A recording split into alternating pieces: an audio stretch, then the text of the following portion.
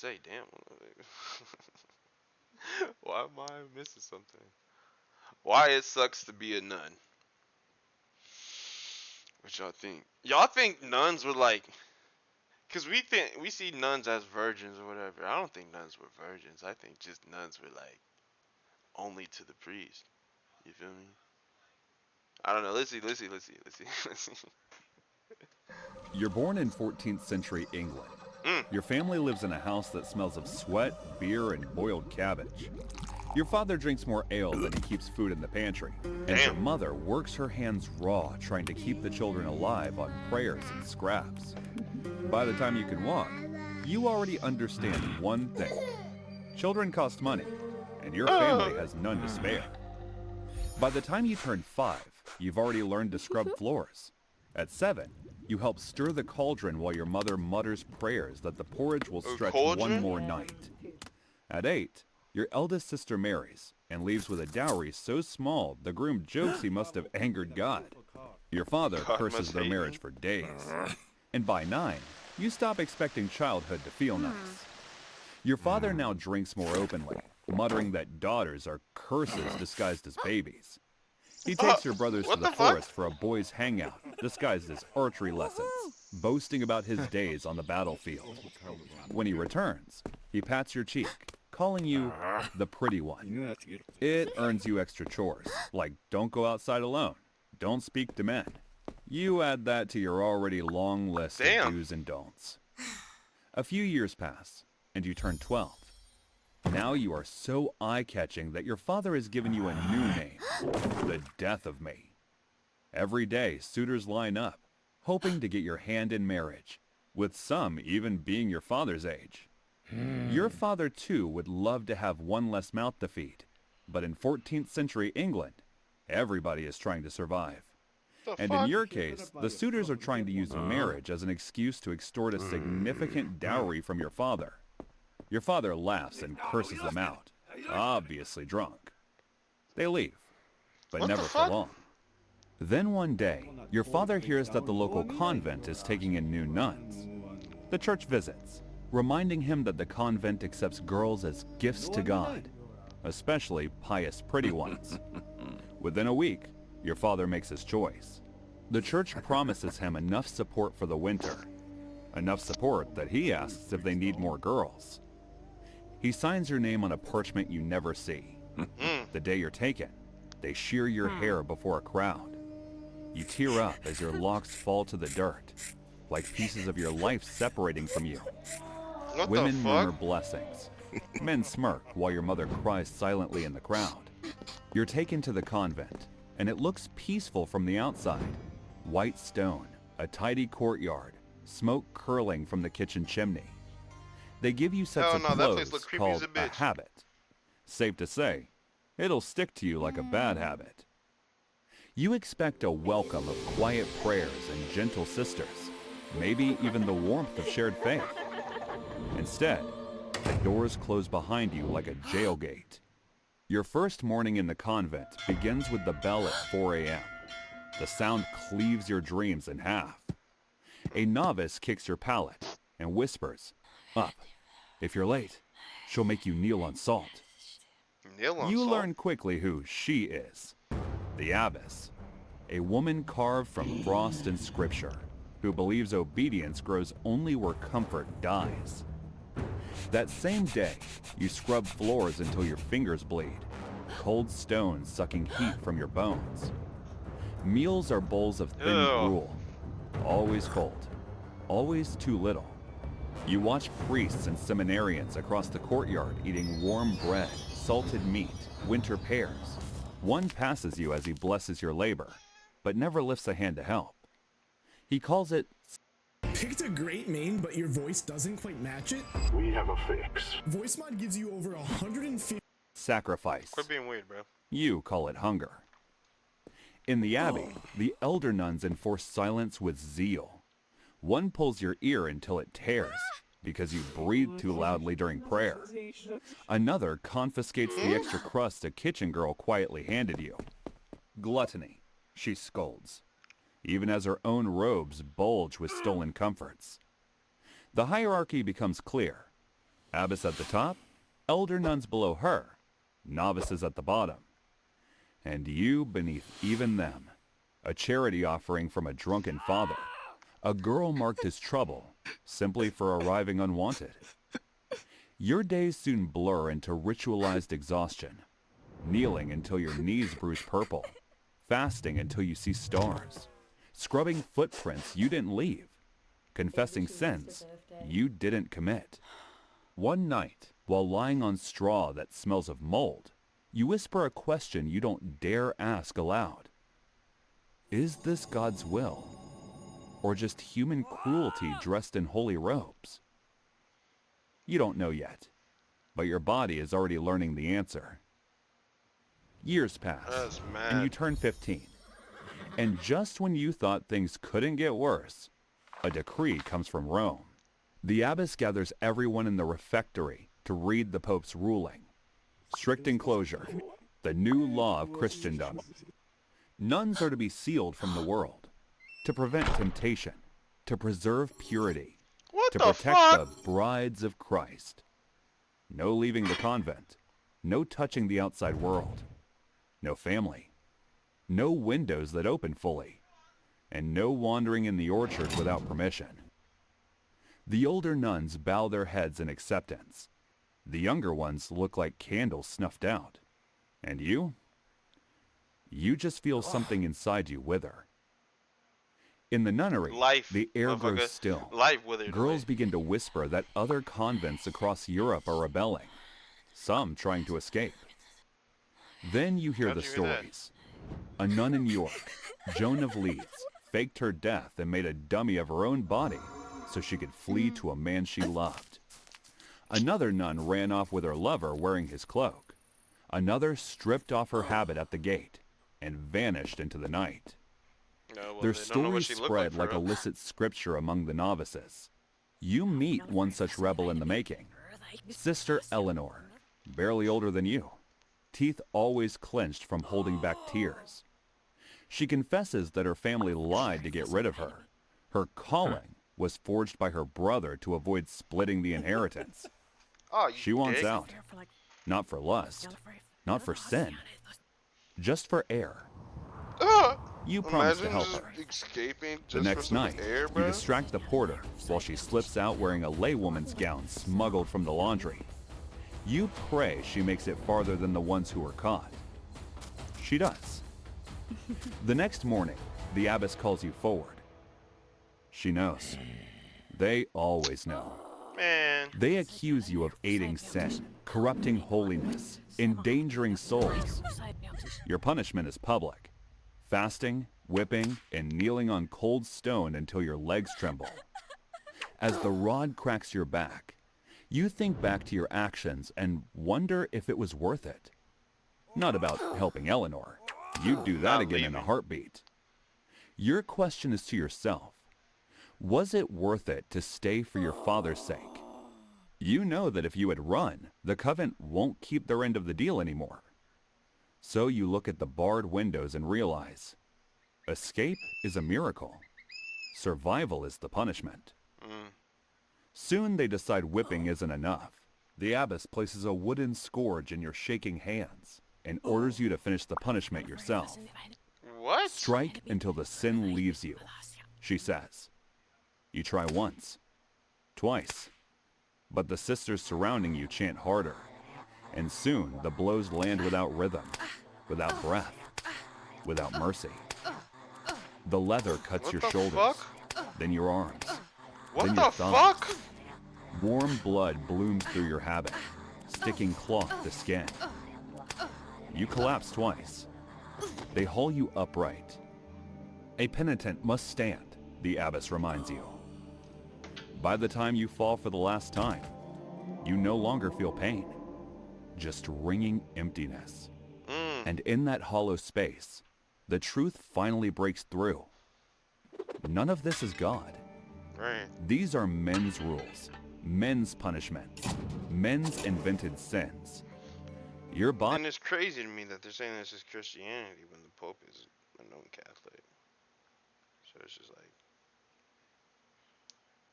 I think the only one that changed rules on Christianity were kings and queens, right? Because the Pope is Catholic, ain't he? Right? Is merely the altar on which they I could be prove their wrong. But authority. this is fucked up. And as you think they'll haul you upright again, a priest arrives, robes rustling like a judge. You think he'll increase your penance. Instead, he kneels, lifts your chin, and murmurs that he will intercede on your behalf. Intercede? He then pulls the abbot Intercede or intercede? No? Okay. Alright. to the side as they My whisper. bad. My bad. Bad joke. Bad joke. You don't know what he says, but before long, the abbot stomps away. The priest looks at you and then smiles, telling you that everything has been settled. You are soon hauled off for your wounds to be treated. Nah, Fever, bro, you creepy, torn dog. skin, and bruised ribs keep you in the infirmary for weeks. It takes you a month to finally walk again. When you get out, you get a message that the priest wants to see you. So you go to his quarters in the rectory to thank him for his help. But when you see him, you have a feeling that your thanks isn't what he wants. He moves closer. You mutter an apology and move to leave. But he pins you to the wall, telling you he wants more. It is at this moment you... What did I say at the beginning of the video? What did I say? Ain't this about a blip? And then he gonna say this is all for God. Ain't this about a bitch? Oh my gosh. realize that his mercy came with a price. You learn then, in this holy prison, salvation is just another word for possession. You resist at first. Hands stiffen, head down. But he reminds you of your scars from punishment. So you freeze. And then you obey. Hey, One by man, one, what? your habit Oh, gets stripped away. hey, not like, hey, man, but like, hey, what the fuck, man? Like, bro, what the fuck? You tell yourself that it's nothing, that it'll end. But a sharp jolt of pain makes you scream. And you just can't help counting every the second fuck? as the act transpires. When he's done, you want to curse at him. But his glare makes your voice falter. So you just whimper that his action was against the church. And he says with conviction, I am the church, and assigns you to himself for counsel. The longer the priest keeps you under his guidance, the more you see the convent's true anatomy. Not a house of God, but a machine built on fear, money, and secrecy. While he summons you under the guise of spiritual correction, forcing obedience through threats and bruised warnings, the abbess's eyes toward you sharpens into open hostility. Not because she wishes to protect you, but because you have become a liability. A girl marked by a priest's interest threatens her control, her hierarchy, her delicate arrangement with the men who fund the convent.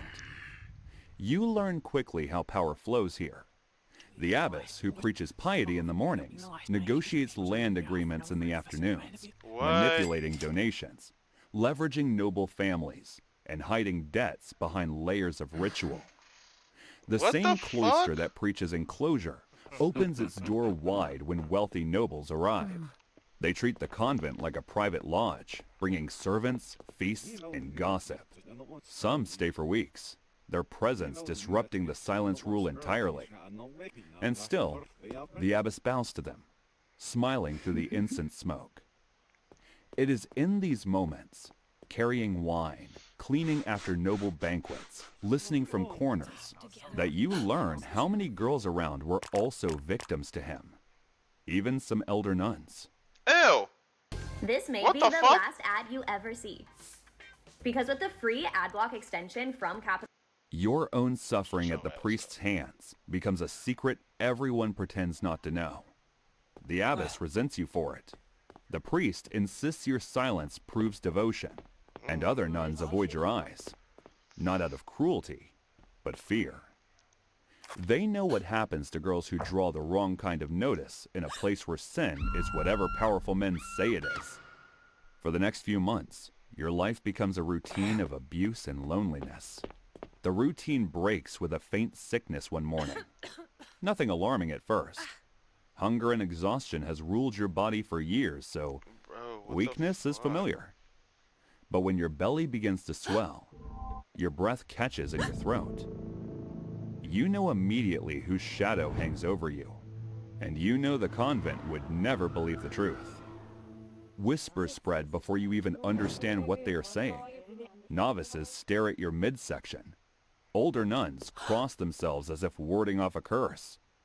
The abbess summons you with a look that could flay flesh from bone. A child, she says, circling you like a judge at sentencing. Proof of your corruption. You try to speak, to plead your innocence, but she silences you. You look around They're gonna and kill see her? that she isn't alone. Are they gonna The kill priest her? behind it all now stands beneath the crucifix among the judges. His expression is smooth, holy, untouched. He lifts a hand toward the other judges. She invites temptation, he says. And that's all it takes. The narrative is sealed. Your body becomes a courtroom, and your baby is evidence of a crime against you the convent doesn't want to acknowledge. The next Sunday, they drag you before the villagers gathered for Mass. Bells toll as though announcing an execution. What? They force you to kneel on the stone steps, belly heavy, knees burning. The priest demands your confession. You deny wrongdoing. He demands it again and again. At last, with the crowd watching, you break. Not because you lied, but because truth has no use here. You repeat the sins they feed you. Lust, pride, sorcery, disobedience. Gasps rickle through the congregation like applause. Then comes the sentence. Banishment, excommunication, Oh. erasure. You go back home since you have nowhere else to go. But your father slams the door when you beg for shelter. You shame us, he slurs. You earned this. With nothing but disgrace clinging to Hey, your word? skin, you step back into the world. Not free, just discarded. A woman condemned simply for surviving the sins of a bad man. You go to the outskirts. Oh, you It is bitch. the only place that doesn't care if you stay or not. It is scattered of shacks, broken carts, and people's society spits out like rotten gruel. Months later, you give birth alone in the outskirts, in a drafty damn. hut made How do of you give stolen birth boards alone? and mud. You scream into straw as the contractions hit you like stones so the village won't hear. One after another, you persevere alone, as there is what no the midwife, fuck? no sister, no mother to guide you. Just you, the Like- straw pallet, and the sharp memory of the medical lessons forced into you at the convent. Wait, what? Lessons meant for tending the sick, not bringing life into the world. When your baby finally slips into your trembling hands, purple and slick with blood, you press him to your Purple? chest and whisper the only blessing you still believe in. Live, even if the world hates you. You raise your son here, far from church bells and judgmental stares. Every day after that is survival. You steal scraps, gather herbs, barter labor for stale bread. You realize raising your son is hard. Harder than the convent. Harder than exile. He grows fast. He's also always hungry, always curious, always watching the world that rejects him. You teach him everything you know.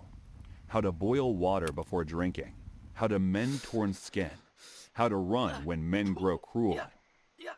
Years pass like this, rough and graceless. You're 27 when the whispers start. Talks of the plague. First in the city, then in the villages, then creeping along the roads. Farmers bar their doors. What? Monks flee their posts. Dogs starve beside dead masters. Oh. The world collapses in weeks. You try to shield your son, rationing food, boiling herbs, praying old prayers you don't believe. Oh. But the fever finds you anyway. Your joints swell, your skin darkens, your breath wheezes. You know the signs. You've tended to the dying before. He cries at your bedside, begging you to stay awake. You tell him to leave you and not come near you. You fear he will catch the plague too. He never listens. Then one morning, you see a small black swelling blooming on his neck, and your heart breaks in two. You hold him close, even as illness gnaws your lungs. You say your last prayer as a whisper into his hair. Survive. Then one morning, your lungs simply stop fighting. You die quietly. No miracle. No candlelit vigil. Bro, what the fuck? I'm kind of By scarred. nightfall, the plague cart comes. The collectors don't ask your name. They don't care that you once belonged to the convent, or that your life was chewed apart by vows you never chose. They lift you by your wrists and ankles, toss you onto stiff bodies already buzzing with flies. Your head strikes a stranger's ribs. No one notices. You are rolled through the village you were exiled from, past doors that never opened for you. The cart rattles to a mass pit. There, they dump all of you like rubbish. No shroud, no prayer, no marker, just a mass pit of decomposing victims of the Black Death. Centuries turn. Your name dissolves. Your story thins to nothing. In the archives, monks copy hymns praising holy maidens, obedient nuns, and radiant virgins. Historians celebrate abbesses who managed estates, anchoresses who chose their walls, mystics whose visions became literature. But not you. Never you. Your agony lives This shit's only kind in of the sad, bro. I'm not silences, gonna lie. This shit kind of sad as hell.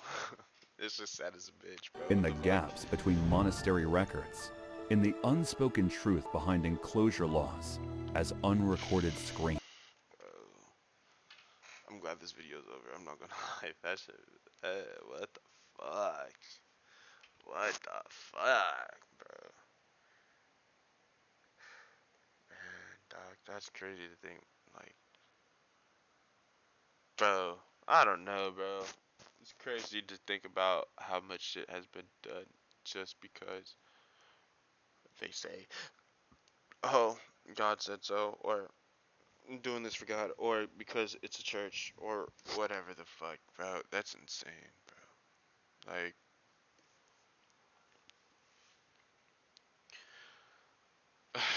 that's